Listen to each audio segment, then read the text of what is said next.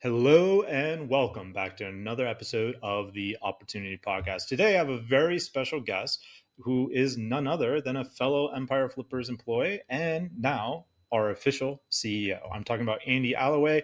He's been a good friend of mine for like 8 years at this point, or close enough to 8 years. We've known each other for the better part of a decade, and we have both grown in this pretty weird career of the whole M&A world of online businesses and seen some pretty wild stuff over the years. So in this podcast, we talk a bit about those early days of Empire Flippers. What was it like? And then as the company grew, as 2020 came about and became the craziest years of our career, as everyone across the world was buying up digital assets like never before. But then we get into what happened afterwards, because every great high is often followed by a great low, and this great low can really kill a lot of companies if you're not careful as the entrepreneur trying to navigate some of these pretty troubling waters. So I talked to Andy a lot about that, like how do you navigate during these times of uncertainty? What was it like for us personally? And like, we haven't really told this story yet, but we were in a pretty deep valley of despair here at the start of like right around 2023 is when things really started like taking a bad turn. And now as we move into the latter half of 2024, we really crawled out of that valley of despair and back to start hitting goals, started selling businesses. Things are moving in the right direction again, even though the market itself is still actually a very hard market. So this goes to show you that the external factors of what's going on in your business, well, yes, they obviously play a role, but so do the internal actions, to the point where the internal action often matters a lot more than what is going on in the external marketplace as a whole. So I talked to Andy a lot about this, as well as his rise from director of operations to chief of staff to now CEO as of a few weeks, I guess, from the time of this recording. So this is a great podcast. If you are an entrepreneur looking for you hire your own CEO, this is a fantastic podcast for you. If you're an employee looking to gain the kind of leadership skills that you need to become a CEO, perhaps the company you're currently working for, then this is also a fantastic podcast for you. All right, I'll stop talking and we'll get right into it. I'll see you on the other side.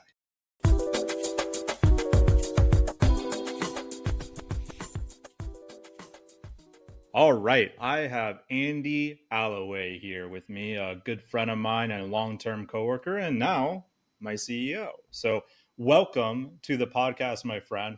You've been with the company for almost as long as me, but I bet there's a lot in our audience who might be familiar with my voice, but not familiar with you. So talk to me a bit about your background and where you are in the world. Yeah, of course. So I'm in the UK. I was born and raised in the UK in a medium-sized town, just kind of west of London. And yeah, my background, I was the relatively smart kid at school that didn't always apply myself maybe as well as I should have. Went to college, and then I kind of fell into IT sales and sales management as a big local employer in my town. Did that to kind of varying degrees of success until I was about 30. And then, like many of our team, just kind of got bored of the cubicle life. Not that it was a terrible company or anything, but yeah, just kind of felt a little directionless. I went traveling for a year. And then when I came back, I kind of got back into the same industry, but I promised myself that I would like find a job that would let me live somewhere more exciting. And anyway, a series of events from there, I kind of built some small affiliate sites, and then I came across Justin on the Authority Hacker podcast, actually. And this was after you were at Empire Flippers, but they were hiring for kind of operations heads at that time. And yeah, that was April 2017. And I joined Empire Flippers, and I've been here kind of happily ever since. So, and I'm back in the UK at the moment, maybe only till next year, though. Yeah, restart the whole digital nomad life. I still remember the first day meeting you in Saigon. I knew there's a leader. You were so tired, so jet lagged. That's awesome, man. I think a lot of people would resonate with that story. I know certainly parts of that resonate with me, with where I was before EF. So when you came out, I believe Vietnam was the first place you came out, similar to me. Talk to me what the early days of Empire Flippers were like. Walk me a bit through that initial journey you had. Yeah, it was crazy in a really awesome way. So like you say, I got the job offer, and I think, I was kind of telling my parents that I was off to Vietnam in 2 weeks. And yeah, we spent the first 6 or so months in Vietnam. We were pretty small then, maybe 20 people, something like that. And we used to do these month-long meetups where we would all kind of, rent big villas in Phuket or in some other cool location and work together for a month. And yeah, I mean, it was awesome. It was a great place to be. And it was kind of everything that I hoped it would be moving out and joining. Man, those month-long meetups, like it was fun doing, but looking back on it, what a wild day that we did that like once a quarter. So like, 3 months out of the year, just in these villas, like what a Yeah. company meetup for sure. Yeah. So when you first began, man, like I remember we had almost just like one guy handling all of operations, and you, I believe, started in the customer service side, and eventually, that guy left, and like there was a big kind of a bleeding hole in our system, which I believe you were in Colombia at the time, and you got waylaid by everything. So talk to me how it was like taking over vetting, customer service, and migrations, and kind of a crazy storm. Yeah, I mean, it was the early days of a rapidly growing business. And I think the cliche is correct that you kind of have to wear a lot of hats at that stage in a company. So, yeah, three of us came on at the same time in kind of operational roles. And the first thing we did, we had customer service people or operations people there who were doing a bit of vetting in the morning, some customer service, and then some migrations in the evening. And so the first thing we did was kind of like separate that out, right? So one of us took vetting, I took customer service, as you said, and then one of the guys took migration. And even that made like a huge impact, minimized task switching. People could kind of become experts in the bits they were working on.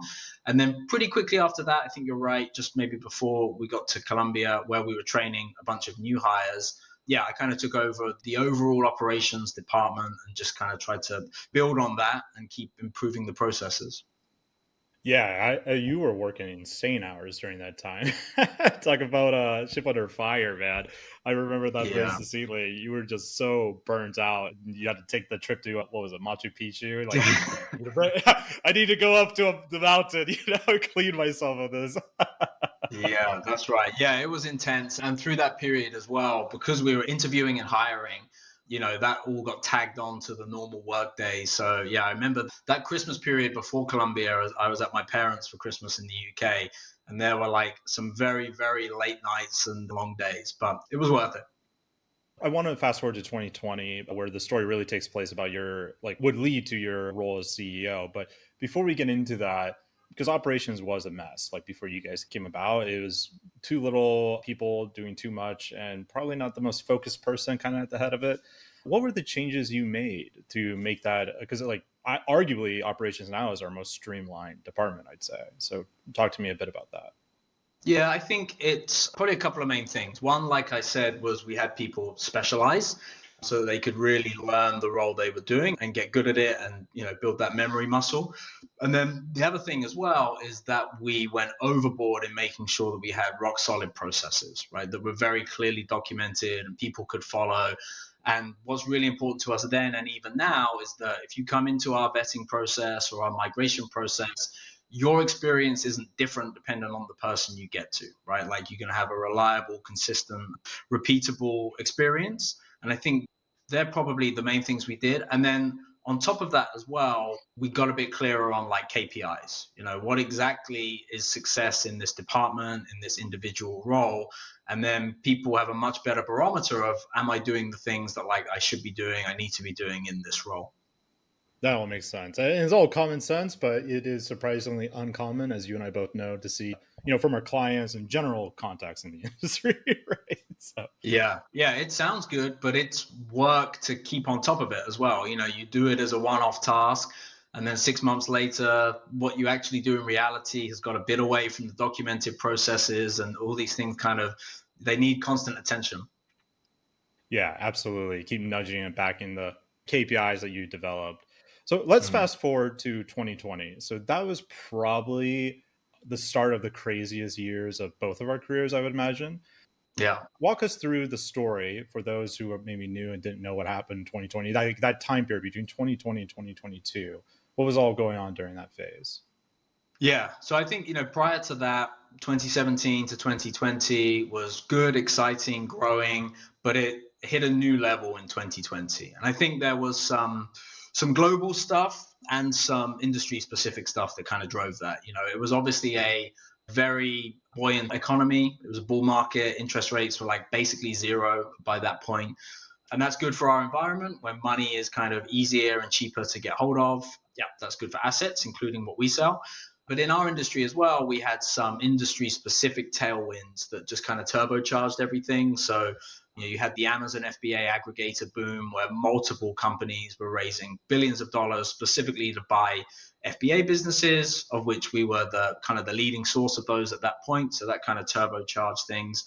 And then obviously you had COVID, which for a lot of businesses obviously was not very good for business, but for online e-commerce stores and a lot of other businesses that are kind of ancillary to that was incredible, right? All of these businesses are absolutely crushing it. And so that combination of like lots of buyers, cheap money, and businesses that were performing really well just kind of made 2020, 2021 into a bit of 22 particularly insane. And during that whole period, like we as a company grew incredibly fast. And I think you'd probably agree with me on this, but it's not something that most entrepreneurs think about because, most entrepreneurs like, I want to grow all the time, grow as fast as possible. And in my view, sometimes growth is almost worse than not growing. Like the mistakes you make along that growth path, right? Without realizing it. So talk to me a bit about how like you managed that growth, because that is one of the kind of the secret hard things of being an entrepreneur, of managing growth, especially crazy growth. Yeah, well, I mean, it was an interesting time to be running the operations team. Pretty much every problem at that time was a problem of keeping up with demand and trying to kind of make sure that we could hit KPIs and things like that. And I think for the wider company, yeah, it's interesting. We obviously grew top line and very substantially over those years.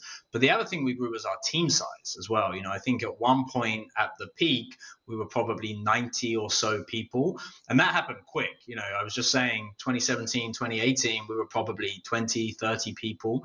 So we kind of 3x'd our headcount in 3 or 4 years. And that's tough as well. That's a lot of people to onboard and to get kind of fit into the culture and the way that we work. So that brings kind of some fun and some challenges as well, right? Yeah, absolutely. I think there was a period where either you, Alex, or me were always in the process of doing interviews at any given week. For sure. That was a wild time, which leads us to the crux, because all wild times must come to an end, right? So we see 2022, like you said, there was a bit of that was still part of that ride. But then the COVID hangover started like really creeping in as things got back to normal. So maybe what we should explore here, because this does lead into kind of, how you became CEO, is explore a bit of that downturn. So in your view, what happened to the M&A market during that? And then later on, how did that affect Empire Flippers as a whole? Yeah, so I think as we kind of came into 2023, basically it was the 180 of everything I just said for the prior period, right? Obviously, the economy became much more uncertain. Interest rates were going up and up. Inflation was kind of out of control. And a lot of those industry specific tailwinds have kind of become headwinds, right? So some of the Amazon FBA aggregators weren't doing so well. They weren't buying as much. And then because the businesses had crushed it during COVID, now we're in a period where their financials are being compared to that period, right? They've kind of normalized a bit. They've come back down off their COVID spike. It looked like decline. If you kind of compared it to the pre-COVID era, a lot of the times it wasn't, but certainly the 12-month year on year was down. And then, yeah, it was a perfect storm. There was supply chain stuff. There was some Google updates. It was just like an incredibly uncertain time, not just in our industry, but in the economy. I think, every week was a new story about some huge company doing tens of thousands of layoffs and doing rifts. So, yeah, it looked recessionary. I'm not sure if we technically got in one at any point, but yeah, it was obviously a big change in the winds. Yeah, it's hard to say if we're in a recession or not. I was reading this thing and it looks like most recessions were called like after the recession already ended. Like, oh yeah, that was definitely a recession. It's like no one wants to talk about it while you're in it, right? Yeah, for But yeah, sure. it was wild, man. I remember Shanghai ports being plugged up, Los Angeles ports, like just getting product was like pulling teeth at that point. And that was even happening during the COVID hangover a bit when I was getting back to normalcy. So all of that led to some pretty tough times, and then not just us, but like you said, the entire industry, I mean, multiple industries, but I'd say especially the M&A industry. I often joke if the public stock market like falls, then the private one is doing way worse. There's no like Wall Street bets to prop it up, no GameStop. So talk to me a bit about this like pretty like So I've been with you for 8 years. This has probably been the hardest position we've been in, I'd say, as a company. The dark night of the soul, if we were looking at it from a literary perspective. So what was happening to the company during all of this? So I think, like I said, we got up to maybe 90 or so people. I mean, we're a people-based business. So like people salary costs are always a big part of our expense base. That's by design. But they're obviously a lot higher when we were kind of like 90 people. And then, yeah, all of a sudden we're kind of selling less deals in 2023 was the reality of it. And, I think partially that was a very uncertain point in the market because sellers still wanted their pre-2022 valuation when they were kind of very much inflated. Buyers had kind of realized that the market had moved. So we were still putting a lot of deals under LOI, but like the smallest thing that would come up during the exclusive due diligence, sellers would feel that they were at the kind of the minimum they were willing to take. Buyers were at their max. So deals kind of got tanked very easily.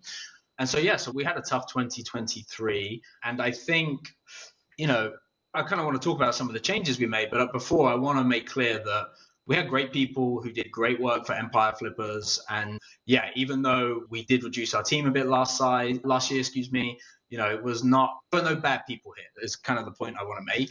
But I think we've gone from a world where we would put deals up, we would sell them relatively easily. And a lot of people on our team were like very used to earning great bonus and all of those kind of things. And now we're in a period where we're kind of not hitting our numbers. People are not earning the bonus they had in years prior. And we're having to work 10 times as hard to kind of get deals sold. And to be frank, I think like through the good times, we got a little out of practice doing some of that stuff. And so in 2023, yes, the market could certainly have been better. It was very tough, but we could have been better as well. And I think we were a little bit too slow to kind of like get our stuff in order and kind of realize the new world we're in and what it takes to get deals sold in that time. Yeah, let's double click a little bit into that system shock because I agree with you. I think the times were so good, like you could trip over a rock and sell a business. I mean, obviously it's harder than that. I'm exaggerating, but sales don't message me on Slack about that. But it was much easier than it is today with buyers being much more conservative. And in 2023, I think it was even harder than this year, which we'll talk a bit about the recovery because, like you said, sellers still had the psychology like, no, my business is worth this crazy price because of all this capital being injected. So what were these system shocks? And in your view, for any other entrepreneurs listening to this, what could they take away to try to avoid kind of the missteps that we probably went through? I think we could have just been a bit quicker to review how much of where we were at was an us thing versus the market thing. And it was certainly both. And I think the other thing as well is probably just when times got their toughest is when we got the worst at some of our internal communication with our team, right? And that's the kind of thing that if you're a 20 or 30 person company, probably like just one-off conversations you have with people around the business and stuff can sometimes be enough to keep things on track. But when you're a 90-person business, particularly when you hit a slightly rougher point, it's like so important that your communication is on point and everyone knows where things are at. And I think like, yeah, we probably weren't good enough at that. And that led to some bad feeling in the business, some siloing of certain teams that felt they weren't being listened to. And yeah, it was just, again, good people, but we got to a bad spot. So, I kind of like stepped into the role of running the day to day around about this time last year, maybe a couple of months prior. And the first thing I did was kind of look at the us side of things, right? We can't control the market. We can definitely control what we do. We got out of some basic habits of like, making sure we call every buyer that's looking at a business and things like that. And so, yeah, we went through a reduction in our team towards the end of last year. It was really two sides to that. One was just a straight cost saving exercise, right? We were doing less business. More importantly, we forecasted that we would be doing less business than we had prior. And so we had to make sure we were kind of right sized for that. But there was a cultural element to it as well. I think like, again, sales team was full of great people, but I felt like some of that team just had seen a bit too much in Empire Flippers, maybe kind of like lost trust in the direction a bit. So we did take the opportunity to pretty aggressively cut and replace that team. And, it was about making sure that we kind of had the right people for the next stage of Empire Flippers journey. And it was painful, but as I'm sure we'll get to, I think like it's led us to being a fitter company today. That kind of leads me into another question, which I was going to ask later, but might as well ask now since we're on the topic. So, when people talk about culture, like company culture, often, especially if it's a smaller entrepreneur, they're like, "Oh, okay, woo woo type of stuff, like whatever." But you and I both know, like, no, this is like an extremely important thing, and especially once you're, above that certain critical mass. So, how do you go about kind of shepherding this culture into where it's productive, people want to be around, good spirits even in hard times, which is very important, especially in times like this, right? That we're all rowing the boat together, as our founders like to say with all their boat analogies. So, talk to me a bit about how you one clean up that culture and maintain a good culture and promote it. Yeah, so I think the big thing is that you have to make a conscious decision about what culture you want in your business. And there's no right answer. You can have a bunch of different cultures that can all work, but you have to deliberately choose something. I read a quote recently that someone was like, culture in a business is like a garden. You can either choose to go and like plant the things you want there, or you can just not do it, but like something is going to grow there. And normally, if you don't consciously do it, it's probably going to be weeds or like stuff you don't want to grow. So I think you have to decide what it is that you're about. That helps you identify the right people for the business who like share your values and also like are able to maximize what you offer as a company. No company can offer everything, but you kind of pick what works for you. And then I think you just have to over communicate it to the point of absurdity almost. So one of the things that I'm big on, particularly in a remote company like we are, is just like communicating at every possible opportunity. I do the every 2 week Loom videos just to run through the number and where we're at and anything else going on in the business. And I think you have to pick a culture, and then you have to kind of pick the right people that fit that, and then really just let that bleed through into everything you do in the business. You're in an interesting position because most people I interview are the entrepreneur, right? They're the founder, but you're not. You're, an employee of the business. So you're in this interesting position where you're trying to create culture down below you, but you're also, handling up above with the founders. So, and I bring this up because a lot of people in our audience who are the entrepreneurs, they want to hire an Andy, right? They want the dream of like having an operational person, like helping manage their day-to-day business. And part of that does come down to managing them as well, the founders in a sense, right? So talk to me Yeah. about this position. One, how can entrepreneurs spot someone like you, but also for someone that maybe is like you, like how do you navigate these kind of waters?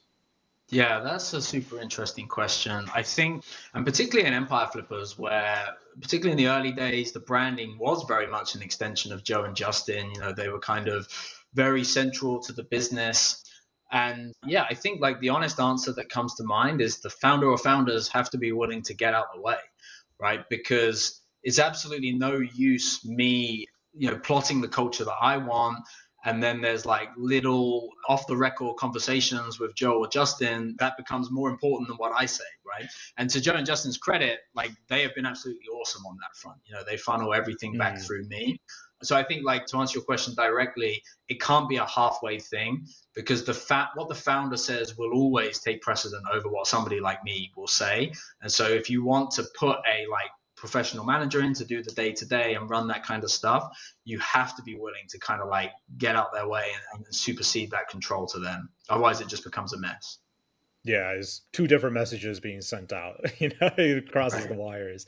How could an entrepreneur spot someone like you? Like, what should they be looking for in a operational person? Now, Justin and Joe, they're sort of lucky in the sense that you've been working with us for years, right? So they knew you. Like, there's a lot of trust, and I'm sure that's a quality. But for someone wanting to go out there specifically find someone, what should they be looking for? Yeah, that's interesting. I mean, with Justin and Joe, it's funny because yeah, they obviously I had been at Empire Flippers for 6+ years by the time I kind of stepped into this, running the day to day of the business last year. But there's a reason that I've only just got the CEO title and was kind of doing it under chief of staff for the last year. It's because even then, Justin and Joe wanted a way to be able to undo it if it didn't work out, right, without too much pain. So it's definitely difficult. And I'd say like wherever you have that option to kind of promote someone that you've worked with, that probably is worth checking out. But I think if you're a founder that's going out to market to try and find, somebody like me to come in and manage the day to day, I think honestly, you probably need to see that they've done something like that before, that they have gone in and like set a culture and a direction and owned a P&L and all that kind of stuff. And then there probably is there has to be a good personality fit there as well, because as you say, I mean, look, there are still times where Joe and Justin will ping me concerned about something in the business. But the good thing is that they ping me rather than just kind of like shout about it in Slack. But, that relationship and being able to have like straight conversations with each other is important. So I don't know, there probably does have to be some kind of courting period there with someone, I think, to make sure they're a good personality fit too. Yeah, I agree with that. Definitely you want some kind of probation trial period, which brings me into the next part here. So, as you said, about this time last year, you became chief of staff as the trial run. So, talk to me a bit what that conversation was like. How did that come up? Like, what did you say to Justin Joe? What did they say to you? Like, give me the gist of it. I think, well, I mean, Justin would probably tell you that the conversation had been going on, from my side at least, for about 2 years prior to the actual conversation. Right. But I think, look, as tough as 2023 was for everybody in the business, it was also really tough on Joe and Justin, right? They had a business which had been rapidly growing, and then all of a sudden last year it wasn't. And I think like where we found ourselves, that we had to take drastic action and start plotting a course in the right direction again, I think that also coincided with a point where maybe Joe and Justin kind of weren't ready to go through that again. They already built the business up once. And I think they kind of realized that maybe they didn't, I don't know about the energy, but like maybe they weren't the guys to kind of like strip it back to the screws and start again. And, at that time, they had me in their ear saying, I want to be that guy. Like I thought the one thing that I saw this time last year was like some of the real clear failings internally. Right? Both in terms of some of the stuff we weren't doing in the business, the way that we weren't communicating well enough as a management team. So like I had a plan to fix the internal stuff. And so I think, I kind of took that to them. It came at a point where maybe they didn't feel like they wanted to put the hours in again that was needed to get the business back on track. And so it just kind of, it fit, the timing was right. So I want to double click into this because you shared an article with me. I think it was you. I know you and I definitely talked about it with some founder talking about how the founder is always better than the CEO, which, is obviously not true. That's, such case by case basis. Props to Justin and Joe. They recognize like, hey, I'm sure they could have done it, but they don't want to do it. And they didn't think themselves as skilled to do it. Maybe like the passion's not there once you get like wounded and punched in the face, right? So how can an entrepreneur recognize this about themselves and move forward with that? Because it's a very big thing, right? Like entrepreneurs, as you know, often want to control everything. It's their baby. Like they literally created something out of nothing. So how does an entrepreneur accept this kind of emotional roller coaster, if you will? Yeah, I think it just comes out the back of some pretty deep introspection. Like we all founders naturally, they kind of, like you say, they want to be the guy. Normally the company is an extension of them. They have set the culture, all that kind of stuff. But I think, you and I are both part of different entrepreneurial communities, and the amount of stories that come out of those communities, like, I got out of the way and put a CEO in place and kind of, I wish I'd done it 5 years earlier. And so I think it does come out of introspection, because not all founders tend to be great 0 to 1 people, right? And I would say, like, to be honest, that like I'm not a great 0 to 1 person. When it comes to like coming up with an idea, getting that initial traction, like that's not my forte at all. But like, I think I'm a really good 1 to 100 person, and that is a different skill set.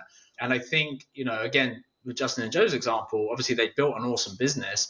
I don't know if either of them really ever had the desire to be leading a 90-person business, because like it's a completely different kind of responsibility. So I think, it's probably founders need to get introspective, figure out like, are they the 0 to 1 person or that next phase? Where's the company at? And do they have like a clear passion and drive to kind of take the company to maybe what the next stage needs to be? Yeah, there's a lot of truth with what you just said, especially on Justin and Joe. I'd imagine, I'm pretty sure this is true, like the business was really a lifestyle business at first, right? And then it accidentally became this like enterprise, like, oh shit, my lifestyle business is now dealing with like $1 billion private equity funds. What is happening? Yeah. So, like, Yeah, for sure. Different, right? Stark evolution. Yeah, and then you add the team on as well. We're about 50 people now.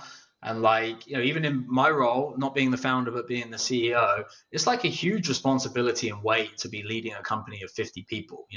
I met up with Justin a couple of months ago and I kind of said, it was way easier when I could just sit on the sidelines and tell you what a bad job you were doing inside the company. Like, it's incredibly stressful. And so I think there is a period, particularly when you've been through some peaks and troughs, where you might just be like emotionally spent and it might be time to do something different as well, you know? Yeah, yeah. There's not enough talk about that, emotional management. And I think that's a big thing that entrepreneurs need to look at. And the nice thing is, like, pretty much every entrepreneur is looking for an implementer for anyone out there who is listening. And there was this guy, I'm forgetting his name. I think he wrote the book Oversubscribed, but he was on this podcast and they asked him, like, dude, how do you run six businesses? I can barely run one. And he's like, it's actually easier running six than one because I have to put people in place to like run the day to day. So I just literally don't have time to think about all six of them at any given time, Right. right? Makes So I total think it sense. is a natural evolution. Yeah.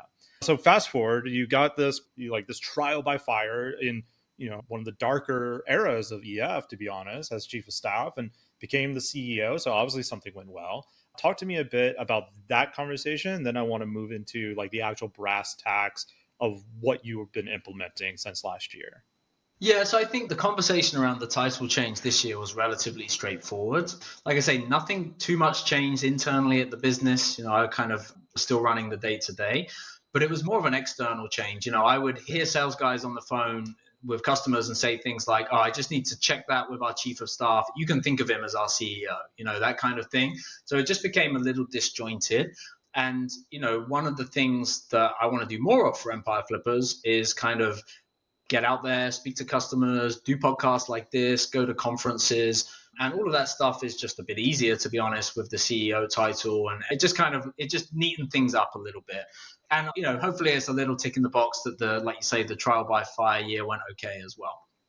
Yeah, well, there's definitely one. I mean, you got invited to a conference like pretty much the moment we updated your title. Like, no one's searching for like the director of marketing or operations or chief of staff, right? So on Yeah. that front, it's definitely 100% easier. I definitely had to fight tooth and nail to get into rooms with the director title. I actually had one guy didn't want me to speak because I worked in marketing. He's like, no one likes marketers. Like, wow, thanks, buddy. You're really making me feel great over here. But yeah, so I think it was a very needed move to turn that title into the CEO title instead of chief of staff. So let's talk about what you actually did. So you said you came to Justin and Joe with a plan. Things are not looking great. They're looking bleak. But now, like, I wouldn't say we're totally out of it, but we are like pretty far out of that valley of death, right? We've clawed a significantly way up. Like goals are getting hit, businesses are being sold. So what was that plan? How did it look like as you implemented it? Yeah, so I think the first part of the plan was the people side, right? Like we had to make sure that we had the right people and they were in the right roles. We went through that kind of painfully at the end of last year, but we did kind of get there in Q1. We added some kind of fresh people into our sales team. And then, the other thing we did was we just drilled down on what the problem was, right? We were listing plenty of businesses, we just weren't selling enough of them, right? So we put all of our efforts on solving that problem.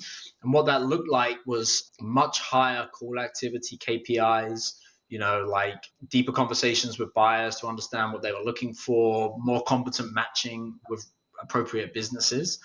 And then we just kept hammering that, and it was, yeah, we kind of put the plan together at the end of last year. And then we started this year and we had an absolutely horrible January.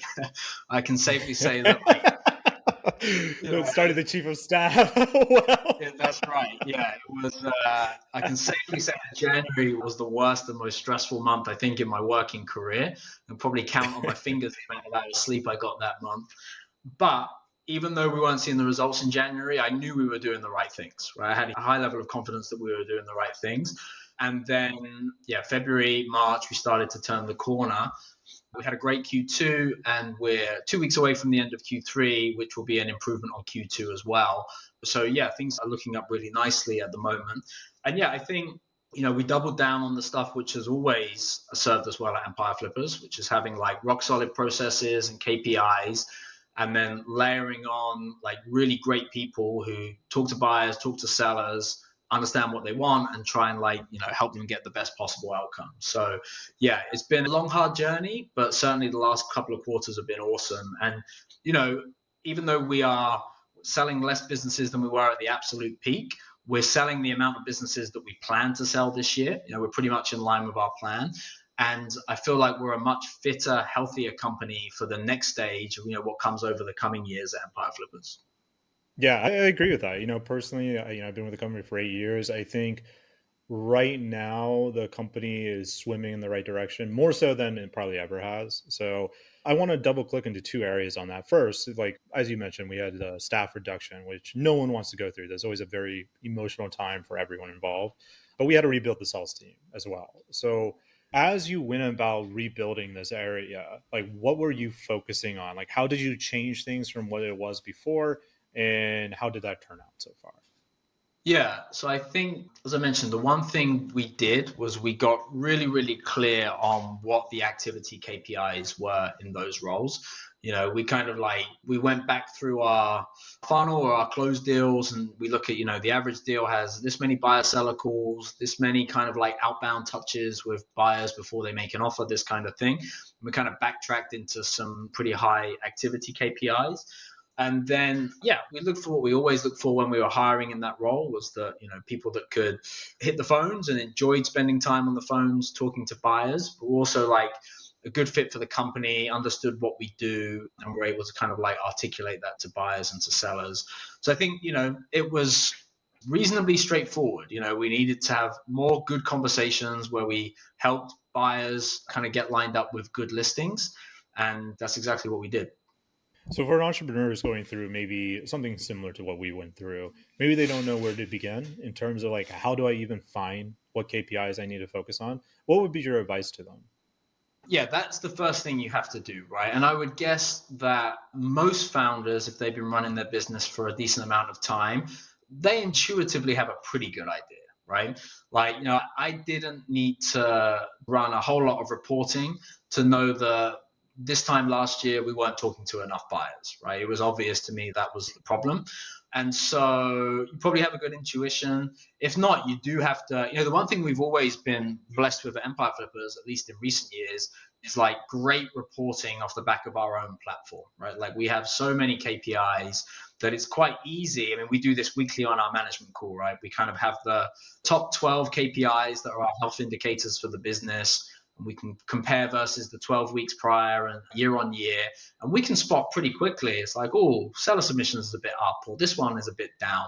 And so I think when it comes to like deciding where to focus, you have to find that the one or two KPIs which have either slipped or which are the leading success indicators, and you have to build all your plans around those. You have to find the bit that you have to fix before you do everything else. And for us, that was like activity and talking to buyers and moving them better down towards making offers and speaking to sellers. Yeah. So this leads into the next section of the question, which this won't resonate with everyone in the audience, but I'm sure there's people out there with a business like this. So in our business, it's very chunky, right? Like big spikes, big falls, because, sometimes we sell a $13 million business, sometimes we don't, right? Like it's very spiky and it's very long sell cycles. So when someone's going in a similar high ticket business where you have, low quantity of customer, but very high quality in terms of, value, you might be struggling like we did in January for the first 2 months to just turn it around. Like how confident were you during that period? And like, I know you can look at the KPIs and stuff, but like what else can that entrepreneur do in this situation as they are going forward with that long sell cycle? How can they be confident and know that they're doing the right thing? Yeah, that's a good question. How confident was I? It probably depends what week in January you were talking to me, to be honest, what hour. Yeah, I think, the other side of KPIs, I tend to be quite a data-driven person, like almost to a fault. But one of the things which I've had to improve in this role is that like sometimes you don't have all the data, right? And I like often say this on our weekly management calls where it's like, okay, we might not have the data that totally spells this out, but like I just intuitively feel that this is the right thing, and like we have to make the decision now because by the time we have all the data, maybe we'll be too late. And yeah, I think like part of that just comes with the job. Like one thing that I have to do now is like I have to place some bets and I have to kind of use my intuition, make the best decision that I can, use data where we have it, and of course use like feedback from the team and debate with the management team and stuff like that. But like sometimes you just have to plot the course that you think is the best route, and at the end of it you'll either be right or you'll be wrong, but like it'll be on you. And I think there's kind of no getting away from that, unfortunately. There was a CMO I talked to. He had a very similar answer. He's like, "Yeah, being a CMO is you're laying down the railroad tracks in front of everyone, and they don't see that you're ahead of them, and they hope like they just think you know the path. But like, man, I'm just a few tracks ahead of you. Like, I hope it's the right path too, man." Yeah, I'm like, man, exactly. that really sums up, a leadership role in general, I feel. Which brings me to my next question for you, a more general question. You had leadership roles, sales roles in the past, and now you're obviously CEO. You've done quite a bit of impressive things over the years in terms of that. So, in your view, what makes for a good leader? There's a bunch of stuff that people normally trot out, like, not micromanaging, good communication, all that stuff. And like, there's some truth to all of those things. But I think the one thing the last year has taught me is that to be a really, really good leader, you have to be able to flex your style dependent on the situation that faces you. I think it's Ben Horowitz that has this article, kind of like, I think it's like peacetime CEO versus wartime CEO, right? And the way you lead in calm waters is not the way you lead when your back is up against the wall. Like, I've felt that over the last year. I think I'm more naturally inclined to that peacetime CEO of, yeah, hire great people, let them get on with it, give guidance, but don't micromanage. But like, there's been times over the last year where I've had to crank up the micromanagement a little bit and just say, no, this is the way we're doing things now. So I think good leaders flex their style. I think ultimately, as a leader, you have to get the right people and set the culture. You have to plot the strategy, not on your own. You should, obviously take in the views of others and stuff like that. But ultimately, you have to place the bet. It's on your shoulders. And you have to have a real good handle on the numbers and the financials as well. And I actually think that, like, within that, there's several different styles that can work. You look at someone like Elon Musk, who maybe is the exception to the rule, but like, for anyone that says you can't micromanage and be successful, like, he's a pretty good counterexample. For all of these things that you can't do, you can find pretty compelling counterexamples, right? Yeah, I don't think there's any, one glove that fits all situations, right? I mean, business is too diverse, even within the business. Like sometimes, like you said, peacetime, wartime. Maybe let's click into that a little bit. Give me a sample what a peacetime leader would look like and a wartime leader and their pros and cons. Yeah, so I think, like, thinking back to the sales function a little bit, a peacetime CEO in a company that's doing well might let the person leading the sales team kind of come up with the KPIs that make most sense for the team and ultimately just like judge them on their output further down the line. Whereas a wartime CEO might be way more explicit about, like, no, this is exactly how the average salesperson is going to operate in this business at the moment. They're going to make this many calls. They're going to do this because they feel with high conviction that that's what's needed to kind of get the company out of whatever spot it's in. So I just think of it as like a much more hands-on, honestly, like at times uncomfortably dictatorial way of managing, because yeah, you have to kind of like, you can't fail because there was any like wiggle room or what you wanted to be done wasn't carried out clearly, right? You can fail because you were wrong, right? But it can't be because the plan wasn't Yeah, the plan wasn't carried out to kind of like the highest level of intensity. that makes sense. That makes a lot of sense. For entrepreneurs who are going through, their own like COVID hangover struggles, how would you advise them to weather those storms? What would you recommend to them? Obviously, that's a loaded question because there's a lot of different businesses listening to this, but in general terms, what would you advise them with? Yeah, I think, maybe to talk generally about any business that's going through a hard time, you have to pick a direction as best you can, even when it's uncertain. And then I think you have to ruthlessly follow that plan. And I think as well, we talked a lot about the specifics of, wartime management and all that kind of stuff. There is a huge people cultural thing here as well. It certainly wasn't me shouting orders from the top and everybody following. I think actually, like, what we did through the changes at the end of last year was build a much healthier culture of people who like didn't need to be told what to do. Like, they wanted as much as I wanted to get things to a better place, and that's huge. When you have people in the team who just like find the right thing to do because it's the right thing to do because they want to kind of get to a good place, like, that is worth a million times me shouting what needs to be done. And so I think there was a huge people component as well, that we had the right people who all wanted to push the business to kind of the good point that it's at now. Yeah, there's something to be said there. Like, I feel, and I'm sure you probably agree with me. I feel like there's probably more shouting happening before these changes, like as we Yeah. try to figure things out, right? But then as we moved into kind of the new system, as you like took over, like all these people who were in a sense, in my view, a little bit apathetic because like, oh, what's going to change if I speak up, right? But now they're Right. part of the solution, and they are all helping us come together, bringing their own skills, their own mindset to fit these puzzle pieces together. Like I told you offline a bit ago, I feel like the company as a whole is way less siloed than it's ever been. Like I feel like we're all working together, like talking to engineering more, customer service, sales more, and blah blah blah, vice versa. So yeah, I agree with you. Like the Totally. biggest leverage Yeah. is And I the think, people. yeah, I totally agree. And I think as well, the one thing that we have proved over the last 9 months is that you can do things differently and change outcomes, right? And I know that sounds like super basic. Everybody thinks they believe that. But I think sometimes, and we kind of heard this when things were rough last year, we're like, oh, the market this, the market that. Whereas, like, over the course of this year, we have deliberately plotted a course as a group, done things differently. And I think everyone in the business can look around now and be like, no, like we did that. We did some things differently and we drove a different outcome. Just that mindset is incredibly powerful, right? Oh, 100%. And then building on that momentum, right? Like keep crushing through that dam of obstacles that were, seemed insurmountable to us before, but now we're rising above it all, right? It's a good feeling. So I agree with you. All right, we're coming towards the end of the podcast, but before I get into the rapid fire section, I do have like two more questions for you. One is specifically for entrepreneurs who are looking to sell, but they're in the mindset of like, oh, look, 2020, 2022, all the multiples are nowhere near as good as that. I'm going to, like, even though a big part of my plan is to sell my business, I'm going to wait to the next, like 2020 to 2022 era. For entrepreneurs, like I have my own ideas, I'll fill in after you answer, but for your opinion, what would you say to an entrepreneur like that is holding off, waiting for another 2020?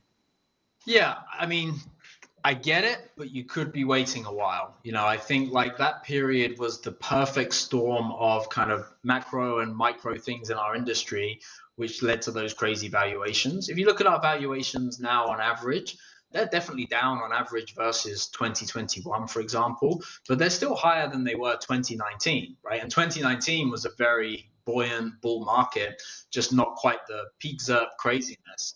So yeah, I think there's that. And at the moment as well, while the average multiples are down, it's still kind of a little misleading because a lot of average business performance is down at the moment as well. And strong, good performing businesses actually stand out more maybe than they did kind of back then. So like, yes, there's some valuation craziness that I don't know if we'll ever see that return, to be honest. Like, but I certainly wouldn't be placing my bet on it. And I think if you have a growing business that's in a good spot right now, you're not just trying to time the market, but you're also trying to time where your business is performance wise, kind of holding out for another time like that. So, yeah, the best time to sell your business was definitely 2021, but the second best time is now. Man, you must listen to this podcast because my answer is about the exact same as yours. I'm honored, Andy. I'm so glad to be interviewing a fan of the show. No, that was a great answer, especially on the growing businesses. Like you said, businesses are struggling a bit right now, so that's adding to the weight of that downturn. But if you have a growing business, like buyers are all over that. Like they want that, That's right. right? Like that's what they want For to sure. buy is growth. So it's still a great time to sell right now. Okay, so my final question before we get into the rapid fire section is like you've been with the company for 8 years now, right? Pretty much 8 years. Pretty much. Pretty much. Yeah. Yeah. And now you're heading the ship, you're the CEO, you're plotting the vision. So talk to me, what is your long-term vision for the future of Empire Flippers? Yeah. So I kind of think about that externally and internally. So in terms of like us as a business, we want to be to continue to be the best option for sellers to exit their business for kind of life-changing sums of money and for buyers to buy awesome businesses. I kind of view us in the market's kind of quite bifurcated these days. On the one end, you have the marketplace plays with generally decent tech, kind of low touch, quite DIY. Sticker fee is cheaper, although I'd make an argument that, like, dependent on sell price, it might not actually be cheaper. And then at the other end, you have more old school, traditional brokers, low tech, high touch, although touch can kind of vary because it depends on which broker you get. And I kind of view us in the middle of those things. And quite often, like strategy wise, you have to be a bit careful being in the middle. But I actually think this is a super healthy middle. We have the best tech in the industry. Our platform, our engineering team are incredible. But we're like big believers in the people layer. We have no plans to become a just tech-led business. In fact, we've dialed up our touch on, this year we launched our associate broker program. If you're a seven-figure business, one of the things we identified is what it took to sell a seven-figure business in 2021, 2022 wasn't good enough to sell them consistently now. So we put in kind of a new sales touch, which is much more kind of one-to-one. And, so far this year, we've more than doubled the amount of seven-figure businesses we sold last year. I think we'll have at least trebled it by the end of the year. So that's working. So like that people layer is really important to us. And then kind of on the internal side of things, for our employees, we want to continue to be a really unconventional workplace that allows them to live really awesome lives, And so like an example of that, we've got a guy in our vetting team, Brian. At the start of this year, he rented a ski chalet in the Alps for a couple of months, and he would go skiing in the morning, do his work in the afternoon. And I know remote work has got kind of trendy since COVID, but I see a lot of signs that that's getting dialed back. I think just yesterday, Amazon said that they want their guys back in the office 5 days a week. I think more and more of that happens, and we will continue to go completely in the other direction. I love it when we hire someone that lives in a cool city in Asia or something like that, because they're people that really, really get our value and we can offer a lot too. So that side of things is super important to me as well. Yeah, that all makes sense to me, man. It is funny, the remote work thing. And I remember in 2020 when we started going hard at hiring, oh shit, one of our main benefits everyone is doing now because of COVID, so it made it very difficult with that. But I agree with you. I see it coming back where all these big corporations, they have giant real estate leases. They own the real estate flat out. This is a massive loss for them. So I don't see that work at home trend staying. It will probably still be pretty bigger than it was in 2019. But yeah, I see a lot of people calling them back to the offices. All right, we're moving in towards the end of the podcast, the rapid fire section. So I'm going to ask you 3 quick questions. You give me 3 quick answers. Are you ready? I'm ready. All right, no pressure, man. You better do good on this. All right. First question. What are the best hidden growth opportunities for leadership that entrepreneurs can do right now? The best hidden growth opportunities for leadership? Yeah, what are the easy things that they can do as far as a leader goes as a big impact? Yeah, so I think the right people is almost more important than the right plan, right? I think you have to have people in the business that get your values, get your culture, and kind of just maximize the benefits that you offer. I guess it's figure out the things that you offer. I get the one thing we offer is remote work in a way that nobody else does it, right? We don't care if you're working on a beach in Bali or a ski chalet in the Alps. And so we lean into that hard to get the right people. So I think that, and then I think it's one of the things we did actually thinking about it, which I think paid off, is we massively dialed back the amount of goals we had as a business, right? You'll remember our strategy meeting going back a few years, just a laundry list of different goals, disjointed department to department. And I think one thing we did a lot better this year is we just picked the 3 to 5 things that we were going to try and get done, and we made everything else roll up into those goals. And I'll now regularly on our management calls, to the point of being, I'm sure, very annoying, be that's not in the goals, we're not working on it. Just stop talking about it, put it on a list for us to come back to at a later point. It's not in the goals. I think that right people, relentless focus, they're the quick wins. Yeah, that right there is, I think, is worth slowing down the rapid fire section to talk about that a bit. But me, I struggle with that so much. Me, man. I'm a planner. I looking at all the possibilities of this thing. It's been helpful having you whoa, Greg, you're one person, dude. Don't you can't do all of this crazy shit, right? So I think that's been extremely helpful for us as a company to have that. All right, next question. What tools or resources can someone use or utilize to level up their leadership skills? Yeah, there's millions of books on leadership, but I think the 2 things probably that would be a good starting point is, you're a marketer, so you'll know the book Influence by Robert Cialdini. I think that's so applicable to leadership. I think if you understand those kind of different psychology models, then that's hugely beneficial. And then I think probably understanding different mental models. I think that's the stuff that's behind all leadership. Leadership is just dealing with people, right? And dealing with people is often just different variations of psychology. And I think if you understand that stuff, then that's helpful, not just for leading, but like just for dealing with people in life. One I talk about all the time is like Hanlon's razor, right? Not attributing malice to something that can be explained by ignorance or stupidity. Just like putting that lens over negative interactions with people explains like 90% of it. And then you don't waste your energy attributing more negative connotations to people than is necessary. So yeah, but I love Influence. That's a book that I go back to a lot. A friend of my wife's has just started a business, and she was like, what's a business book that I can get her? And I gave the exact same recommendation. Like, forget the business books, go to the stuff behind that, which for me is books like Influence. That makes a lot of sense. Like, even in marketing, my favorite marketing books is psychology books and books on how to write novels. Because, like, if you can make someone care for the full length of a novel about a made up person, like, that's copywriting, like, that's good copywriting. Right. So yeah, that's a fantastic book. I love Influence. All right, final question, the most important question. Do not get this wrong, Andy, otherwise I cannot publish this episode. So again, no pressure, but what has been your funniest moment working at Empire Flippers?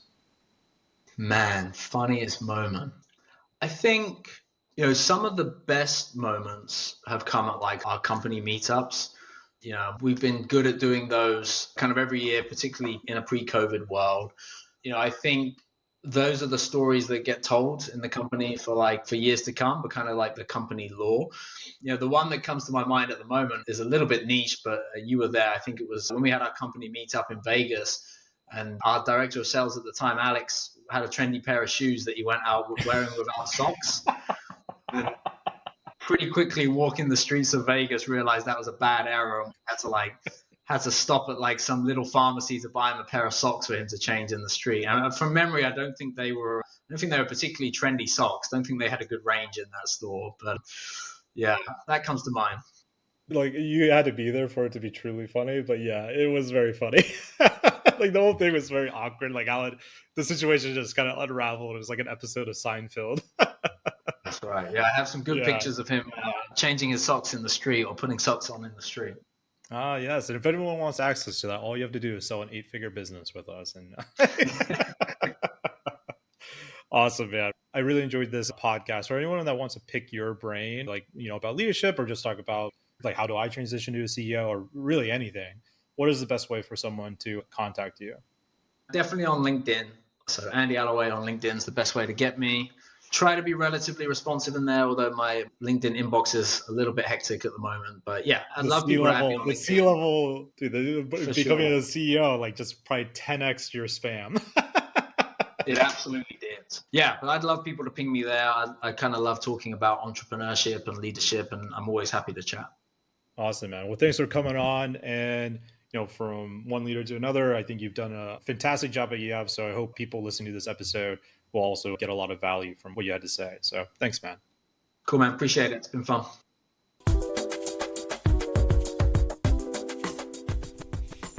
There you have it. I hope you enjoyed it. I hope it got you inspired at all the different things that are happening in this industry. And of course, if you just want to buy a highly profitable business, you can always go to empireflippers.com/marketplace, or maybe you want to make an exit of your highly profitable business, and you could go to empireflippers.com/sell your site. I've been your host, Greg. If you enjoyed this episode, make sure you leave a review, give us a like, a follow, share it across social media. Talk to you all soon. See you on the next episode.